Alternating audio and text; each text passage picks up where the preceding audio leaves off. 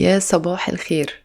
النهاردة هنعمل وصفة من أكتر الوصفات المحببة والمطلوبة. هنعمل كيكة موس الشوكولاتة. بنسمع كلمة موس بنتخض وبنقول أكيد مكلفة وأكيد فيها مكونات خزعبلية. لا، وصفة النهاردة بسيطة جدا، بدون بيض بدون جيلاتين، بمكونات متوفرة كلها في البيت. هعمل معاكم النهاردة الموس بطريقتين مختلفتين، هقول لكم كمان على كل البدايل اللي في الفيديو، يعني أي حد يقدر يعمله بكل سهولة وبساطة. بس قبل ما نبتدي الفيديو، لو أول مرة تشوفوني، أنا اسمي نادية. ما تنسوش تشتركوا في القناة ولايك وشير لو عجبكم الفيديو. هنبتدي أول حاجة بتحضير كيك الشوكولاتة. أنا معتمدة طريقة كده من أفضل الطرق لتحضير كيك الشوكولاتة، ومش ناوية إن أنا أغيرها عموما حاليا. هنحتاج كوباية من الدقيق العادي، دقيق متعدد الاستخدامات. هنحتاج كمان نص كوباية من الكاكاو الخام أو الكاكاو المر، اللي هو الكاكاو اللي ما بيكونش عليه سكر زي الكاكاو الأسباني كده.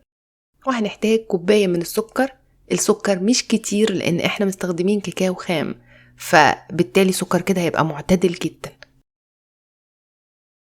نص معلقة صغيرة من البيكنج باودر، معلقة صغيرة من البيكربوناتو اللي هي البيكنج صودا. لو ما فيش بيكربوناتو استبدلوها بالبيكنج باودر. هنحتاج ربع معلقة صغيرة من الملح، يعني رشة الملح بتاعت الحلويات بتاعتنا. وهننخل المكونات دي كده كلها مع بعضها. اديت لهم تقليبه كده بالويسك، ودلوقتي هنحط المكونات السائله. هنحتاج تلت كوبايه من الحليب، تلت اللي هو 1/3، يعني لو الكوبايه مقسمينها ل3 اجزاء يبقى الجزء من ال3. هنحط عليه نص معلقه صغيره من الخل، نقلبهم.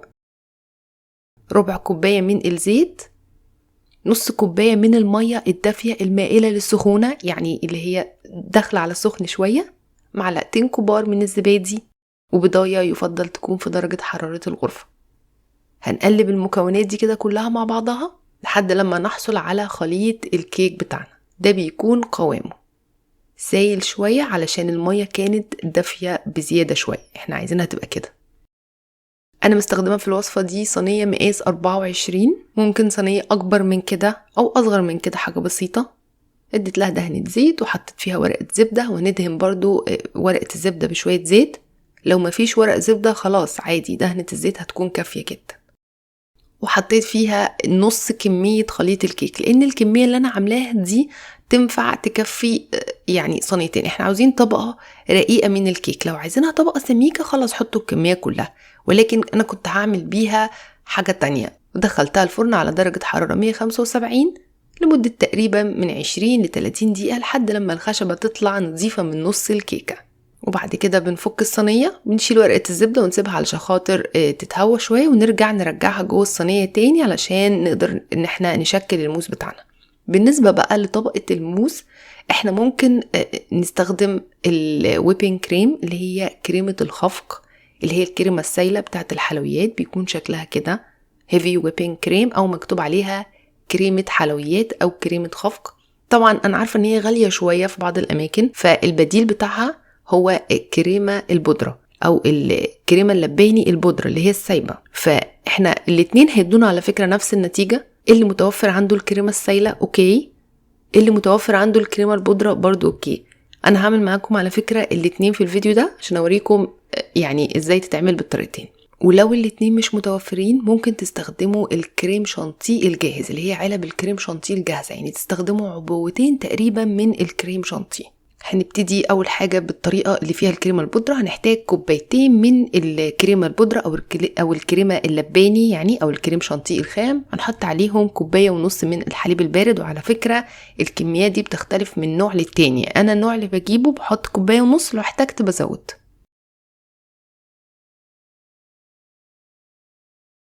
هنضرب بقى الكريمة كده شوية لحد لما القوام بتاعها يبتدي يمسك نفسه على خفيف، يمسك نفسه شوية.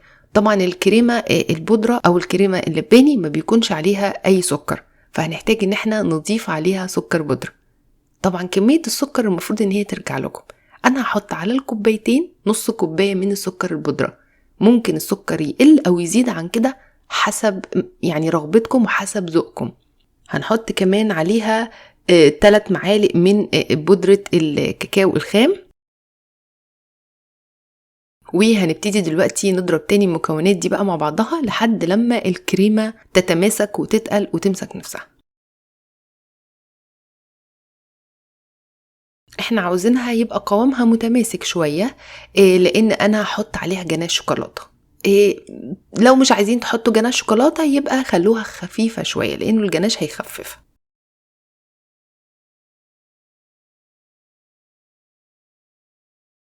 دلوقتي بقى عشان نجهز جناش الشوكولاته هنحتاج نص كوبايه من الشوكولاته اللي هي الشوكليت شيبس اللي هي رقائق الشوكولاته، لنص كوبايه من الكريمه السخنه، الكريمه السايله يعني، اللي هي كريمه الخفق او كريمه الحلويات، اي حاجه فيهم تنفع في الجناش، مفيش حاجه محدده يعني، ولكن بنسخنها على النار وبعد كده نحطها على الشوكولاته كميات متساويه. انا عامله نص كوبايه لنص كوبايه.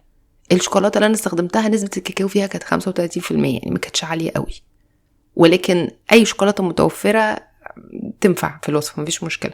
بنسيبهم دقيقتين بس كده مع بعض علشان الشوكولاته تدوب في السخونيه بتاعه الكريمه، وبعد كده نبتدي نقلبهم. هياخدوا شويه تقليب لحد لما الشوكولاته كلها تدوب. ناس كتير بتشتكي من الخطوه دي، بتقول ما بتدوبش معانا، لا قلبوا شويه زياده، يعني 3-4 دقايق ولا حاجه هتلاقوها وصلت للشكل اللي انتوا شايفينه ده، وما بقاش فيها اي كتل خالص. ده الجناش بتاعنا، هنستخدمه في كذا حاجه في الوصفه. طبعا لما يبرد تماما بنحطه بقى على طبقة الموس. دلوقتي دي اللي انا عاملاها بالكريمة البودرة.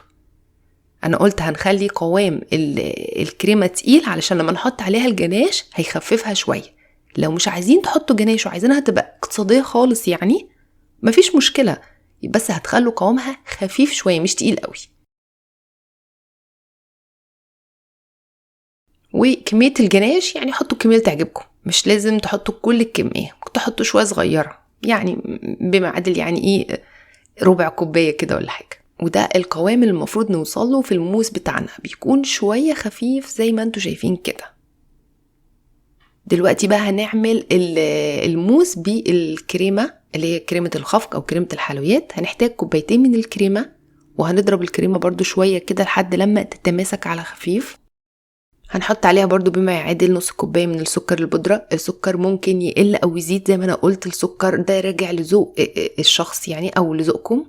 وهنحتاج 4 معالق كبيرة من الكاكاو، ممكن 3 معالق لو مش بتحبوا طعم الكاكاو قوي مفيش مشكلة. وهنبتدي بقى نضرب الكريمة بتاعتنا لحد لما قوامها يتماسك معنا. طبعا انا اتكيت عليها شويه، كانت خلاص يعني قربت تفصل، لان خلي بالكم ان الكريمه دي انا عامله منها قبل كده زبده في فيديو قديم خالص. اول ما بدات عملت زبده من الكريمه، طبعا خدت تهزيق كتير عشان الكريمه غاليه المهم يعني فهي مسكت معايا شويه، بس طبعا انا هخففها بالجناش، يعني لما احط عليها الجناش ابتدي قوامها يخف ويرجع للقوام اللي هو بيكون دايما مطلوب في الموس، يعني بيكون قوامه خفيف شويه من غير جيلاتين ومن غير بيض ولا حاجة، على فكرة هتمسك. طبعا حطيت بقى شوية من الجناش وابتدي اقلب كده، وده قوامها هو رجع ناعم اهو، وبقى القوام المناسب للموس. طبعا انا وريتكم طريقتين وات ايفر المكونات عندكم في البيت. اللي عايز يعملها بقى بالكريم شانتيه مش هيحط سكر بودرة خالص، لان الكريم شانتيه الجاهز عليه اوريدي سكر، بس عاوز يزود بقى جناش شوكولاته يزود. انا فهمتكم ازاي تعملوا الموس وات ايفر بقى الحاجة اللي عندكم في البيت. عايزه بس اقول لكم ان انا الموس اللي انا حطاه ده ميكس ما بين الاتنين اللي انا عملتهم، يعني انا عملت ميكس كده ما بين الموس اللي هو بالكريمه مع الموس اللي انا عملته بالبودره او الكريمه اللباني. قلت ايه لما اخلطهم مع بعض بدل ما يعني استخدم واحد والتاني اركنه يعني، ولكن طبعا الاتنين زي بعض، اي واحد فيهم هيكون زي التاني بالظبط. وبعد كده ببتدي ان انا اساوي السطح بتاع الموس بتاعي كده اهوت بسباتيلا او باي حاجه، احطها في ميه سخنه ونشفها وارجع اسويه كده من فوق. وبعد كده بندخلها الفريزر لمدة تقريبا ساعة. الموس بيفضل موجود في الفريزر او في التلاجة على يعني درجة منخفضة، يعني لازم يتحط في وسط ساقع بارد جدا. نضفت الاطراف كده بورق مطبخ واحطها في التلاجة زي ما قلت لمدة ساعة تقريبا. بصوا يعني انا بحط صباعي عليها خلاص هو جامد ومسك نفسه، مع انه ما قعدش اكتر من ساعه. دلوقتي علشان خاطر افكه من الصينيه بتاعته، يعني همشي حواليه كده هير دراير او اي حاجه سخنه، يعني هوا سخن، ممكن فوطه سخنه او فوطه محطوطه في ميه سخنه او ميه مغليه، ونلفها حوالين الاطراف علشان خاطر يفك بس من الاطراف، لان الفريزر بيخليها تجمد جامد. يعني هنشيلها بكل سهولة وبساطة. شايفين الطبقات عاملة ازاي؟ طبقة الكيكة مع طبقة الموز، جميلة جدا يعني. وبعد كده بقى الخطوة دي ليكم، يعني عايزين تحطوا بقى جناش، تحطوا اي حاجة انتوا حرين. انا كان باقي معايا كمية من الجناش كده، فحطها على السطح من فوق. حطيت عليها معلقة من الزيت علشان تبقى بتلمع شوية يعني. الأطراف بقى علشان خاطر الجناش ما كفاش معايا، حطيت فيها شوكولاتة مبشورة كده من الجناب، من الجوانب فقط، ورشيت على السطح من فوق بودرة الكاكاو الخام. كل طرق التقديم وطرق التزيين دي يعني حاجة ترجع لكم. طبعا بعد كده المفروض ان احنا بندخلها الفريزر برضو لمدة 3 ساعات ولا حاجة علشان تمسك نفسها تماما قبل ما نقطعها. وده شكلها النهائي. طبعا شكلها جميل ورائع، تحسوا ان هي بتتكلم عن نفسها. طبعا الميكس ما بين طبقة الموس مع طبقة كيكة الشوكولاتة اللي تحت يعني رهيب، طعمها جميل.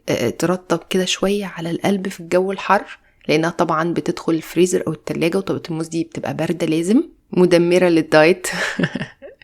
وبس كده.